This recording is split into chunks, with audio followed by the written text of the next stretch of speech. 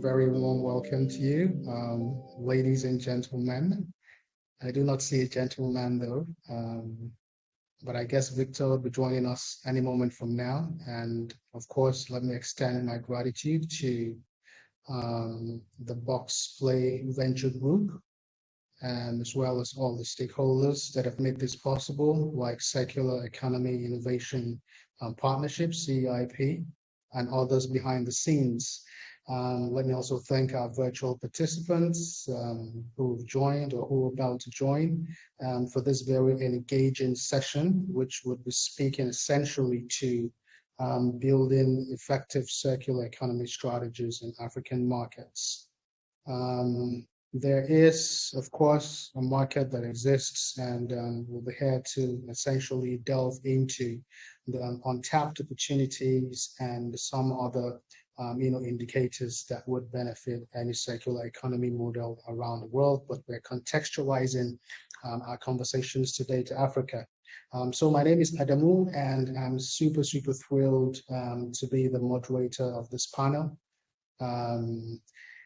I'm the COO of Nigeria Climate Innovation Center, and I really pretty much, am very honored to be on the session with some of the most beautiful minds you could find, across the verticals of circularity. We have Natalie, we have Joanna, and I don't know why Victor isn't here, but I hope he joins later on because we would have loved to, hear so much from him. Let me do some expectation management. I think we're meant to do this for about 30 minutes and allow for our virtual participants to also, chime in with, questions, to make the entire session a bit more, engaging. So let me ask a generic question for some, tone setting before we delve into the crux of the engagement. It's a generic question.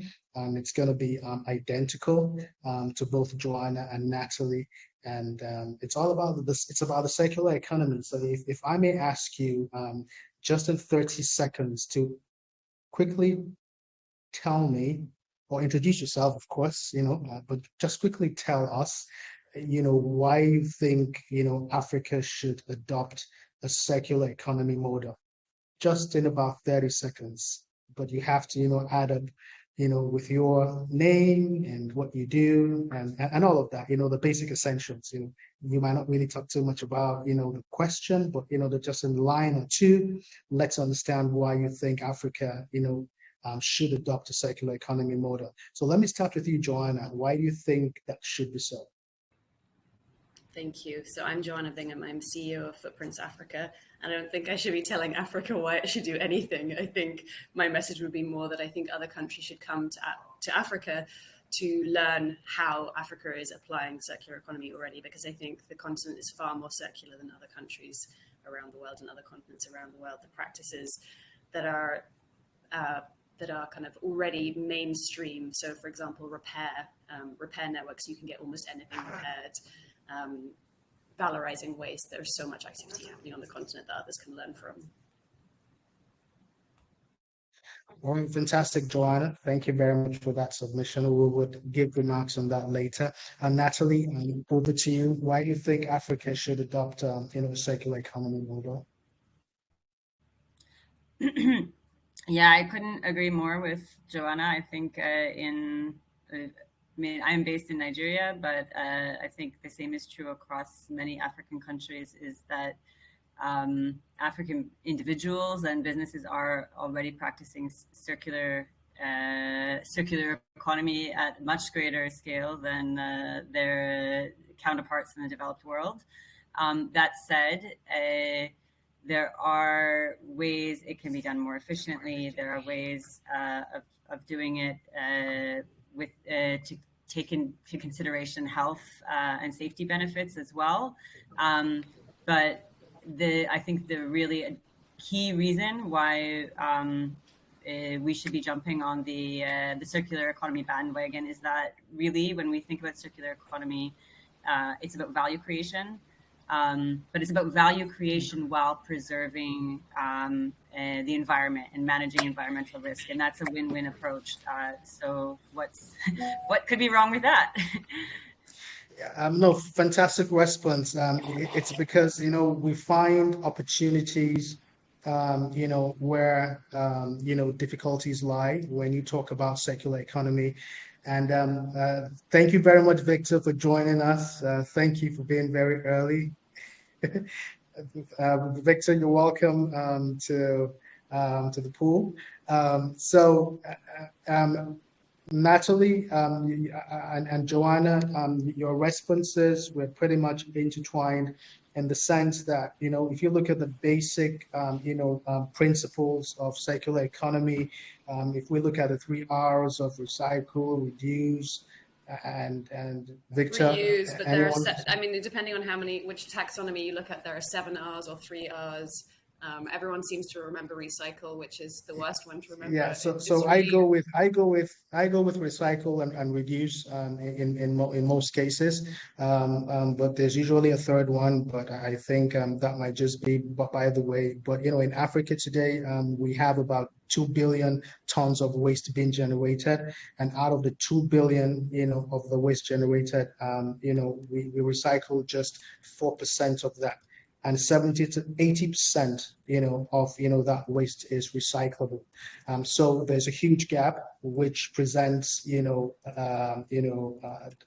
both difficulties if we don't manage it well, and opportunities as well if we do manage it. Because the circular economy in Africa, is worth about $8 billion, so I think there's an opportunity there. And for the virtual participants who are listening to us, this is pretty much like a tone-setting conversation before actual questions come into play with respect to, the disciplines of, our panelists over here. Let's start with the panel session, proper. And Natalie, the first question I would direct to you. Essentially, as a co-founder of Circular Economy Innovation, Partnership, you have worked with a lot of innovation and partnerships, related entities and other programs and projects that you have run, around CIP. Tell us what your motivation has been, behind this initiative, and if we could contextualize that, to the African circular economy. Okay, so maybe just as background for anyone who doesn't know me, Circular Economy Innovation Partnership, we like to describe ourselves as an ecosystem building organization, which really means working on projects like open innovation, so identifying problems in the market and sourcing for solutions, mapping innovation or ecosystems and networks, and supporting networks to identify and work collaboratively towards solutions. And I think our motivation, I'd like to say we had a modus operandi from the beginning, but our motivation as going forward is that really when you think about circular economy and circular business models, we can say it a lot for any kind of modern business model, but especially in circular economy, they rely a lot on collaboration across research networks, public policy networks, within value chains. So there's a lot that needs to go on in terms of developing really a viable circular business model. So our work, really what we're motivated to do is to help to be the glue that brings those organizations together. So we really try to be value add or additional. So where we can create those networks, we do, but where they're already active, they don't need us. So that's really the motivation in the nutshell. Well, thank you very much. I can see that you're creating an enabling environment, for ecosystem players to actually play with you, collaborate with you, and continue to drive, that circular economy in Nigeria where you're based, but that also transcends, within the African continent. So Victor, let me come to you. I know, for one, that you're very tech savvy, and you love to infuse, most of these smart, digitalization, in your business processes, especially around your recycling, operations. Leveraging technology to automate and digitize your collection and processing. And so what tips can you share with us pretty much, with African businesses in implementing similar strategies? Why should, African businesses, also adopt your own kind or model of business to leverage all of these smart and digital, components and technologies in their business operations? Hi, good afternoon, good morning, everyone. I'm glad to be able to join you today. And thank you very much for that question, Adamu. Maybe I should start a bit with the background of what GIVO does and maybe a little bit of mine as well. So GIVO is actually an acronym for Garbage in, Value Out. We founded this about maybe 3 years ago now. And what we basically do is create tech-enabled infrastructure for low carbon, zero carbon waste management removal in communities. What that basically means is, yes, we build digital infrastructure, we build physical infrastructure. And for me personally, my background is, because you never stop being an accountant. I am an accountant by training, and so I think that I did it for a while, and I have a lot of professional things. But I think that even when you go into new fields, you still keep some of these old habits, and that has influenced a lot of what I do. So even though I'm in technology, I don't consider myself. I consider myself more of an accountant in my mind than actually tech. So Joanna, you are a co-founder, of C360 Alliance, and you're pretty much into consulting. And if I may ask you, what are those considerations that businesses should have in their books or the back of their minds when developing economic strategies, especially if we can contextualize that in the African markets? Yeah, so I think that relates. I wear a number of hats. One of them is the C360 Alliance, which was based on when I was studying I did a postgrad diploma on circular economy, innovation and enterprise, and I did it with a group of people who did an MBA also on the topic. So there was a feeling amongst the group who'd studied circular economy that there's a risk that circular economy as a concept follows the same pathway as sustainability, and that it becomes diluted by people with vested interests, i.e. Those who don't, those who are polluting, those who want to protect their existing business models. And so we set up this group of consultants to come together to support businesses and to really make sure that the knowledge that we had learned was being used, and that we could come together understanding that circular economy is such a broad concept. So it requires expertise in so many different areas, whether it be around chemicals, systems thinking, material valorization, whatever it happens to be. That's a lot of different types of people that need to come together. And so, like Natalie pointed out earlier, collaboration is so key. What came out of that was we all have various different projects which we support one another in as a part of this collaboration, and kind of drawing a little bit, as the others have done, on my own background. So I run a nonprofit based in Ghana called Footprints Africa, and we support companies to improve their social and environmental impact through running programs, but also through research and knowledge activities, helping them to measure the impact of their circularity. So we've developed a database of over 500 case studies in the circular economy across Africa. So there's an enormous amount of activity, and we're really only scratching the surface. There's some specific context that's relevant.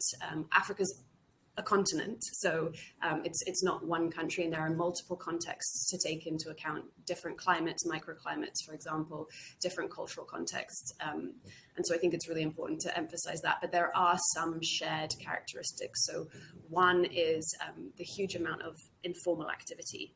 So there's a vast informal sector, and that can pose challenges, but also huge opportunities. The informal sector is responsible for a huge amount of repair activity, keeping materials and products in life and extending their lifetime, which is a critical part of circularity.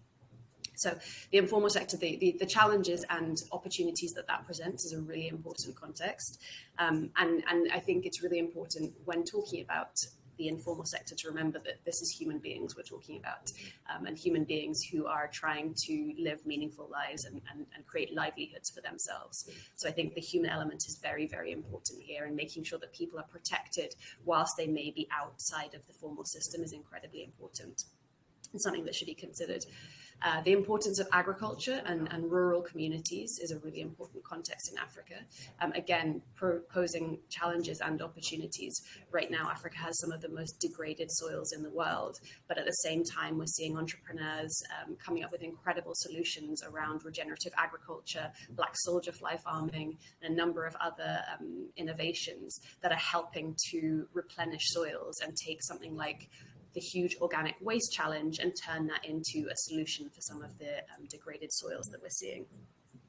And then because of that context, this dispersed and rural context that's so important for many African countries, it's really important to think about, in technical terms, you'd call decentralized closed loops. So in circular economy, the idea is to think about closing loops, i.e. continuing to use materials and nutrients.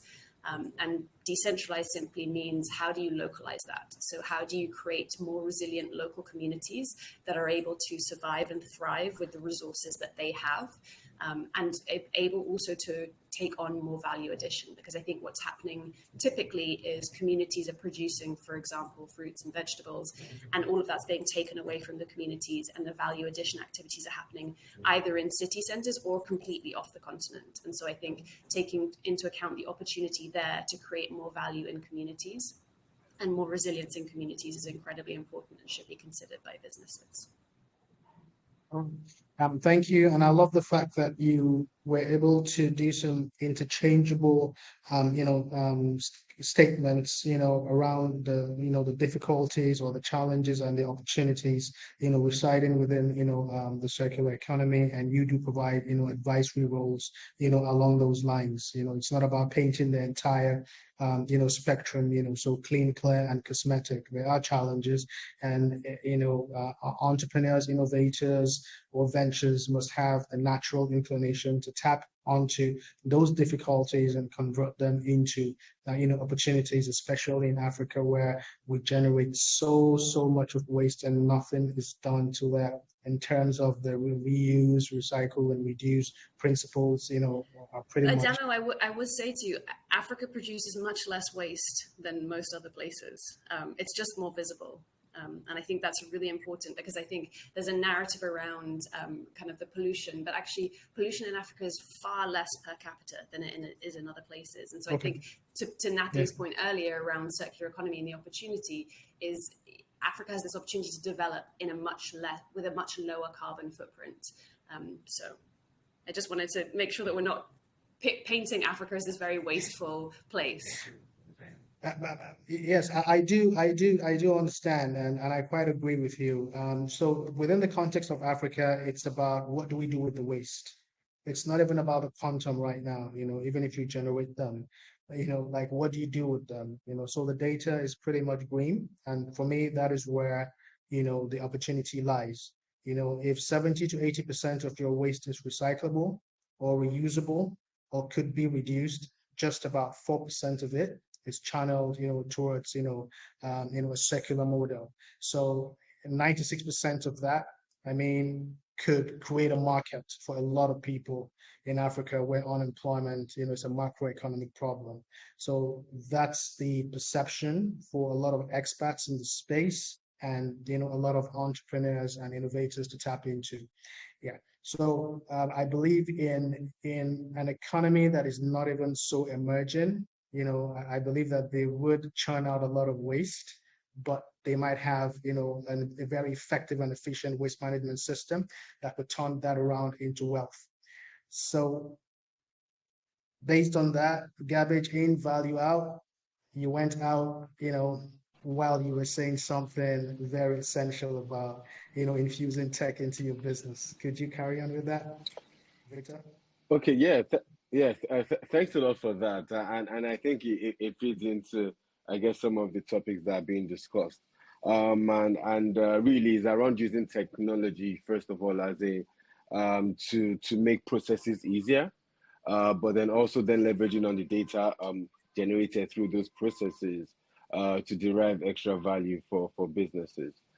So for us in our example, again, if I'm breaking down a simple recycling operation into three parts of collection, processing, and sales. For the collection infrastructure, using digital scales, Android devices, and some other tools, we're able to digitize that collection process, collecting data on the individuals in that community. So that's about KYC data. Digitizing that payment, again, that makes it easier, but you're also tracking the money flows, and also again tracking the collection, which is also some sort of stock management, right? So again, for businesses, those are important to see what is going on. In terms of processing, by tracking, I mean, for us, we use solar only in our operations.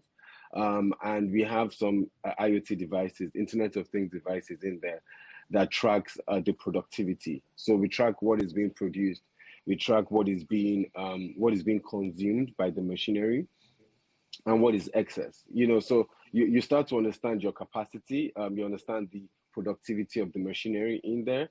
You also see where you're saving CO2, because I mean, I think, like we've spoken in this conversation, or maybe has been touched a bit, the value is really in the data. And so yes, the CO2 saving is a big part, especially in the processing, and especially when you're able to use some advanced technology like computer vision, that again we're adopting. You're then able to also collect SKU data or brand data on the materials that are being generated in those communities. So I say to you, one of the things that really attracted us, or me personally, to this space, being an accountant, and also having startups beforehand, was the idea or the understanding that especially in Africa, where we don't have again loyalty cards, or we don't really track people with credit cards. Really, the waste is the most personalized items that people have. And so, yes, it's a very interesting way of understanding aggregate data on communities and on people.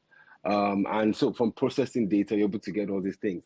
And so, yeah, I mean, so for me, yeah, the data part really, really sticks out to me in what we do. And so first of all, it's from an operations perspective. But secondarily, it is also layers of data that has other value, not just for me, for the other clients, that are interested in carbon offsets, or interested in understanding what consumers are purchasing in communities.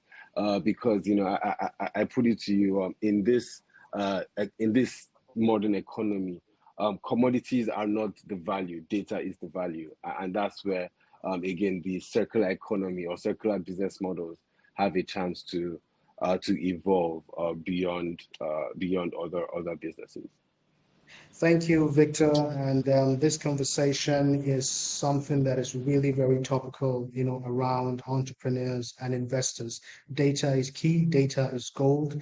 And I'm very happy that, the kind of technology that you have infused into your business can, essentially show what you're doing, within the entire loop, from, collection to processing to, the, eventual, closed loop of your entire business operations. And I think that's very good for traceability. That is very good for, investment opportunities around, as you said, plastic credit offsets or some carbon offsets, of that nature, without showing in real time how you run your business with the right amount of data, for informed decisions, around operations, productivity, the beneficiaries, your staff base, and all of the architecture that makes up your process as a business. Without that, there's a huge gap to, translate and evaluate what you're doing, for any investor or anyone who intends to scale you beyond where you are. And I think a lot of innovators and startups out there should begin to take data very seriously, or else, we might not be able to understand what exactly you do. Even if what you do is very beautiful, there has to be something to show that, you've gained traction, and this is how you have gained traction, using data or leveraging data to improve your efficiency. So thank you about that. Thank you for that. Sorry. Natalie, if I may come back to you, I know that you have worked with a lot of entrepreneurs, startups, and innovators, around circular economy. So could you share with us some of the challenges that they have mentioned to you they are facing, especially as regards, in future circular economy, models in their businesses that can keep them, sustainable, so they could continue to run as a going concern?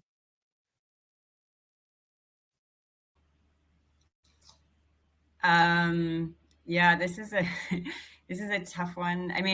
It's not a tough one to answer, but I think there's a lot of challenges, and it all depends on the business or the material. So we work with many different kinds of companies, not just startups, but I know this is a conversation focusing on new ventures. So my first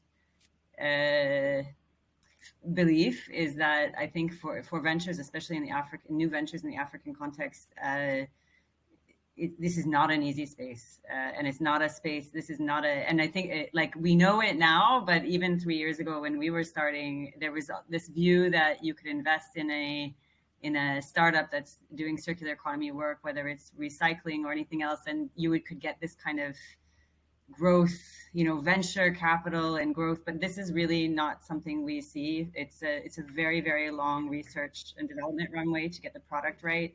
Victor's talked a lot about the importance of the data, but it's not data. I dispute you, Victor. I think there is importance of some of the materials do need to be commoditized, or else you don't have a market at all.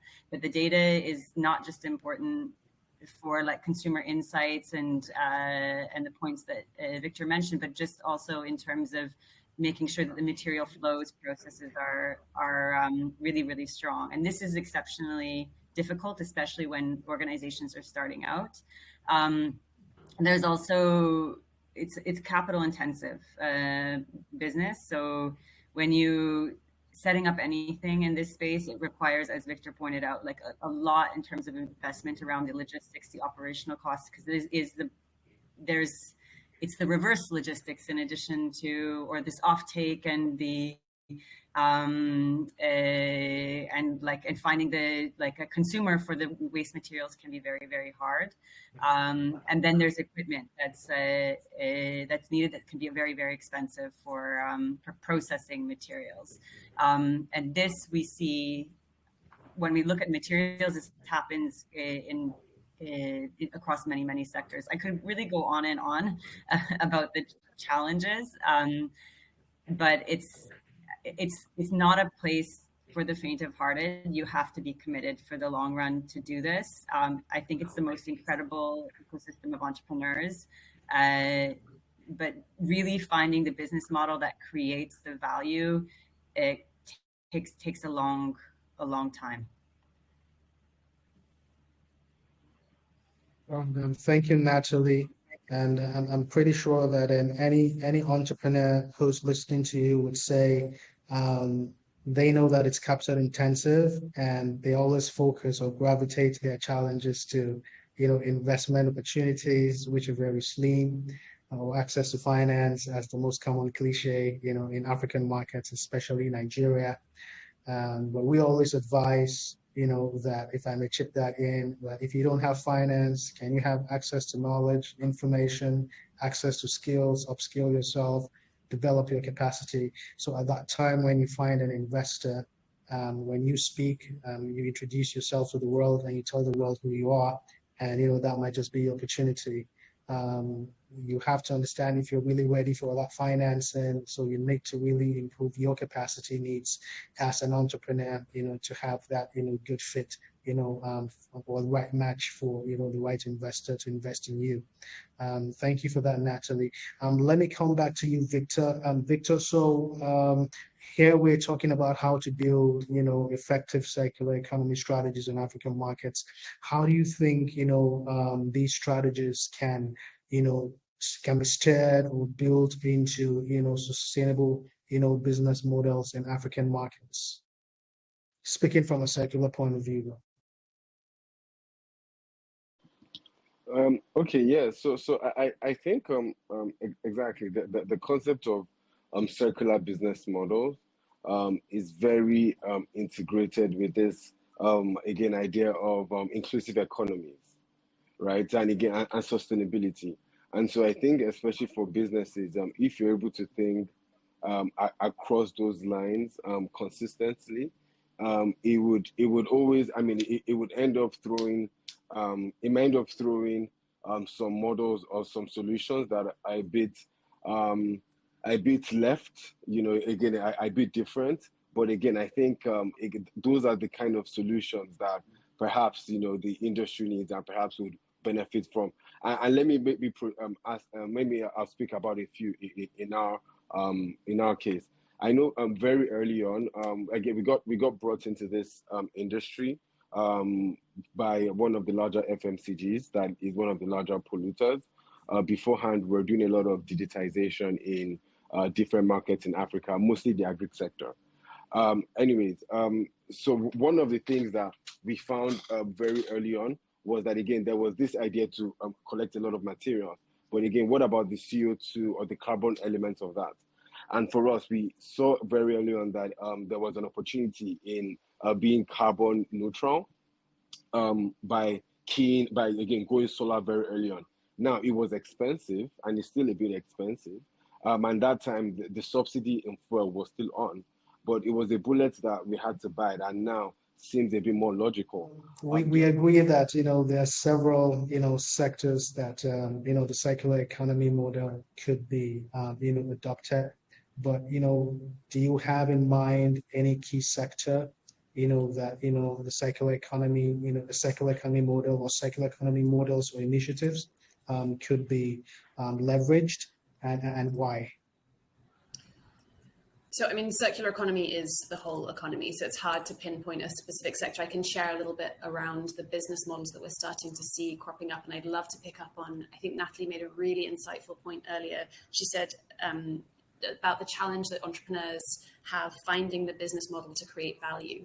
And I think there's some really interest, digging into that will be of great value. But one of the things that we've seen, so as I mentioned, we've developed a database of over 500 case studies across Africa. So we started to look at some trends within that and some different sectors that keep cropping up. Waste management and waste valorization is a really, really key one. And I think that's because entrepreneurs are being incredibly responsive to challenges they see around them. So they see maybe waste management systems around them that aren't working effectively. And in order to create business models, they need to find value in that waste in order to make it possible to capture that value and to solve that challenge. So that's one key area. But I think that what we have seen a number of business models crop up across the continent in response to challenges that entrepreneurs are seeing. So one of them is black soldier fly farming, which is effectively using maggots to break down organic waste. We're seeing this across the continent. We've worked particularly closely with an organization in Nigeria called Mag Protein. So some of you may be familiar with that organization. And like I said previously, the value of that is that not only does it break down the organic waste, it also creates then organic fertilizer. But Okay, Victor, could you continue from where you were discussing now? Okay, go ahead. Yeah, thanks. So I was just also mentioning something else we did was the fact that we were working a 2-kilometer radius. And I mean, the idea behind that was, of course, we don't want to collect materials from far off. Data has shown that there's a like 40 kilogram per capita in most West African states, and the population density of between 7 and 15,000 people. So there's enough material potentially in every 1, 2, 3 kilometers to cater to small recycling facilities. And so that's kind of how we built our infrastructure: small, modular, scalable. And now, especially because of that decision on solar and the use of, again, small modular centers, we have some of the lowest operation costs on the market, right? So again, because of by adopting circular business principles, it has translated to operational benefits, right, in the short and long term. And so I think that again, just to buttress, there's some things that by using or by focusing on these things, you will be able to derive extra benefits in your business. And of course, I think a lot of us have spoken about the opportunity for carbon and plastic credits. Just to finish on this, one of the things, I mean, again, I don't disagree with Natalie. I do believe that, especially in the short term, commodities are a very good way or a very good revenue source. But in the long term, I do believe that most of the revenue will be derived from data processing. So, for example, in today's market, the price of a ton of, say, shredded plastic in Nigeria, right? Say cold wash shredded plastic is maybe $300-400 per metric ton. But that same price of material, or a metric ton of, the plastic credits, high quality plastic credits, again, collection credits and processing credits. Again, you're looking at probably $400-500 per metric ton. When we got into this space, I think that was in about 2019. In doing some research, we saw that very early on, I think Tesla was one of those companies that was generating as much revenue from carbon credits that it was from car sales. And so the question then becomes, how can we tap into these markets as businesses? All of this is tied into introducing circular business, circular business concept. Again, inclusive economies, again, sustainability. All these are not just fancy words. They also give an advantage to the business, in the short and long term. Thank you very much, Victor. I love the fact that, across the world, there are so many initiatives that are being, taken advantage of, to make money, to create wealth, to sustain businesses. And as Africans, we can look into how, we can, tap into those sectors and industries and those initiatives as well, to continue to grow our economies and be, more resilient, looking into the future. I think, Joanna, you are not done with your very interesting submission, and I don't think it would be fair, not to listen to you all the way, as you were talking about those sectors that, circular economy models could be keyed into. So I just started talking about a number of business models that I think are relevant, that we keep seeing coming up across the continent. So I don't apologize, I'm repeating some of the things I said, but one, I'm going to give a rundown of a few of them. So one of them is black soldier fly farming. So this is a business model that effectively uses maggots to break down organic waste. And as we know, one of the main components of municipal waste is organic waste, usually between 60 and 80% in most African countries. So if this can be taken out of the waste stream, it makes the other materials much more valuable because they're no longer contaminated. The maggots break it down, they turn it into a nutrient-rich organic compost, and then they themselves are a great source of animal feed. So they're a very high protein source of animal feed, which can replace imported animal feeds and other sources. So we're seeing a lot of examples of that. For example, Mag Protein in Nigeria, who we've worked with quite closely, who some of you may know. Another business model that we're seeing cropping up quite a lot, and again, this is in response to challenges that entrepreneurs are seeing around them, trying to find value for plastics, whilst also addressing the challenge of affordable housing. So we're seeing a lot of entrepreneurs creating construction materials out of waste plastics. Then anaerobic digestion, a similar way of processing organic waste that also produces a cleaner gas of methane that can be used to generate electricity, and then organic compost and fertilizer. And we're seeing that done on a bigger scale in Ghana, for example. There's an organization called Safisana that takes toilet waste, market waste, and other organic waste, and turn that into the products I just mentioned. And then there's more community scale activities, for example, Lono in Côte d'Ivoire, who does this at farm scale. So farmers can use their kitchen and their agricultural waste, turn it into gas for cooking, and then create their own fertilizer they can use for their crops. Regenerative agriculture is a massive one. There are a number of really interesting business models across the continent trying to introduce regenerative agriculture. So it's a no input or no chemical activity that regenerates the soils, creating much richer, fertile, abundant soils. And then one that keeps cropping up for us and we keep getting drawn into is around electronics and electronic waste. And I think that's the area where I wanted to talk on, and I won't delve into it now, but Natalie's point around business models trying to find the ways to create value. I think this is one of the key topics that we should be talking about when talking about businesses in the circular economy, which is how these businesses are able to generate value, because sometimes the value of the materials themselves is not enough to cover the cost of processing and creating more products from those materials. And so entrepreneurs are being incredibly creative with alternative business models, creating new revenue streams. Some might be accessing carbon credits, but that's actually very unaffordable and inaccessible for most businesses.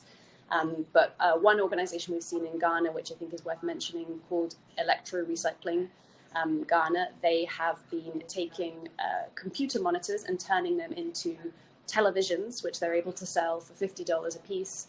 So it's a lower cost, made in Ghana electronic device that is being put onto the market. So I think that's really exciting to see how entrepreneurs are creating these exciting business models out of challenges they're seeing in their communities. Virtual participants, I'd love to ask a question to my fellow panelists. Right, go ahead, Joanna.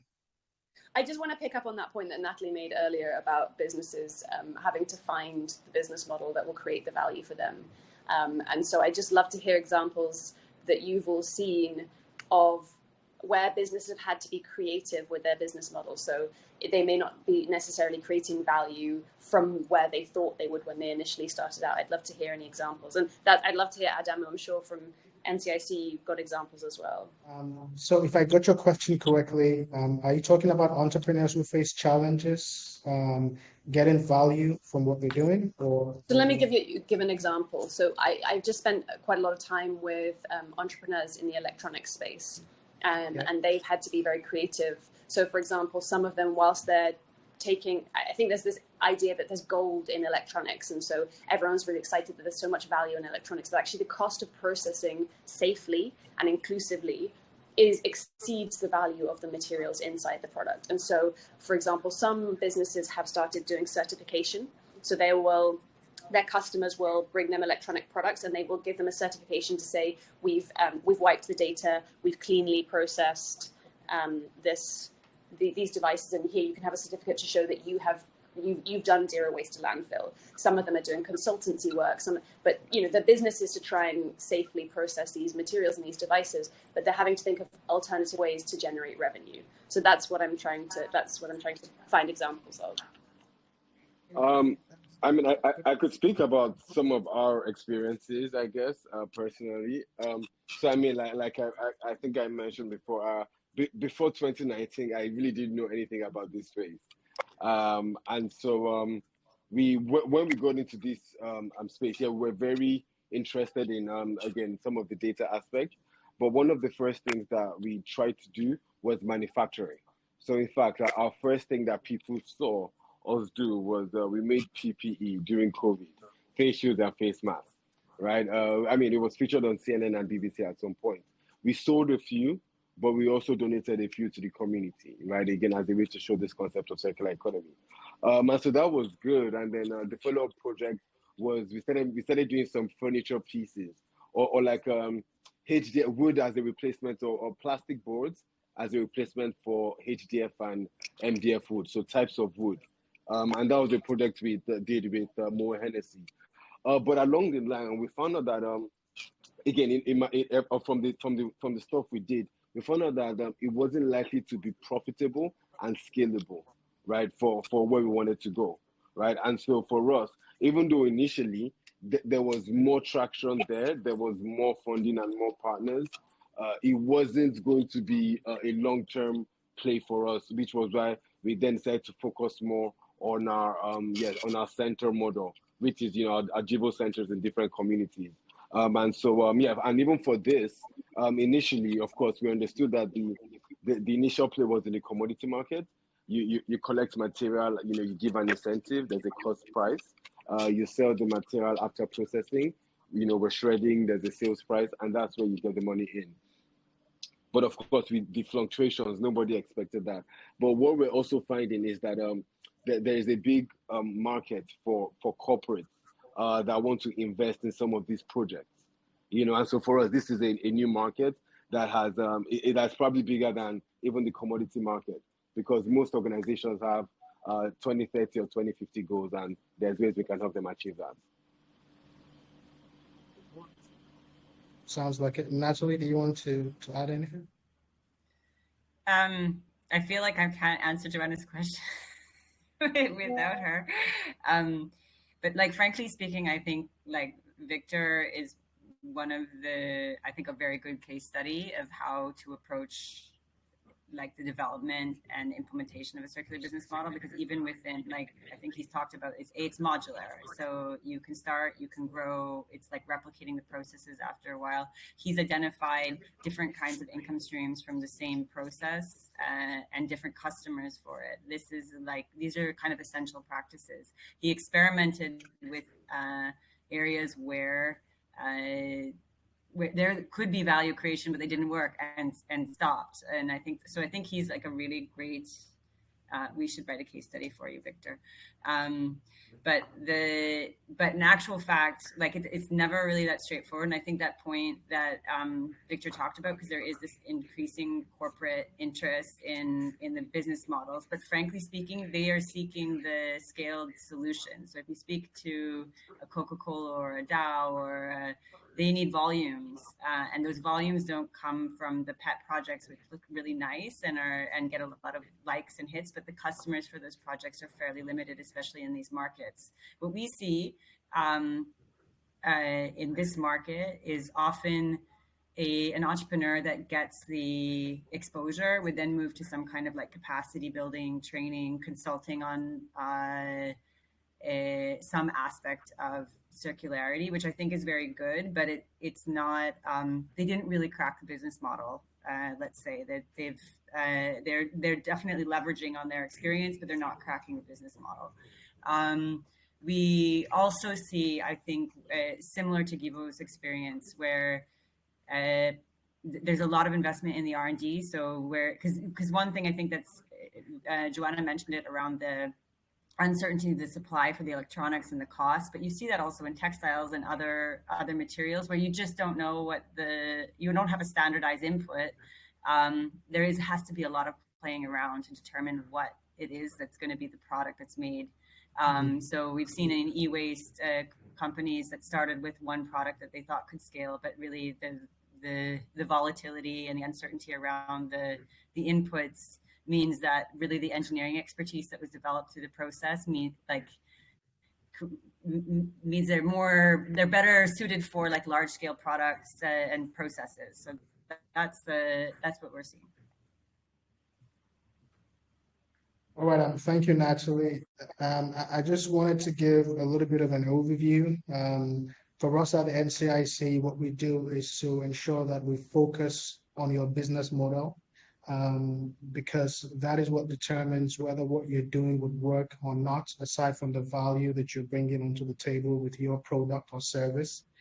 Sometimes it could be the other way around. You have good value for your product, or you have a very good value proposition, but your business model isn't good enough or efficient enough, or vice versa. So we try to create that alignment to ensure that you're successful as a business, at the end of the day, just to keep you sustainable. Perhaps over time you could scale into, other, products or services that could complement what you're doing at the moment. I would want to thank Boxplay Ventures for putting this together. And I hope that value has been added to everyone listening. And I just hope that we would continue to recycle, reuse, and reduce, and continue to grow and drive, that circular economy, especially within, the African context, because there's still so much to be done, and we have a very vibrant, population, a very young population that, are go-getters and you know, um, who live or thrive within that innovative community, as we have spoken, across various verticals, from the markets themselves to the innovations within the market to the challenges that the market faces, and the contributions of public and private sector collaborations and partnerships as well. So I think I would have to most importantly thank the geniuses that were on the panel, Natalie, Joanna, Victor, for making our time to discuss your experiences, and your thoughts are not taken for granted. Thank you very much for your time. And I hope that we've been able to keep everybody in the box. Thank you.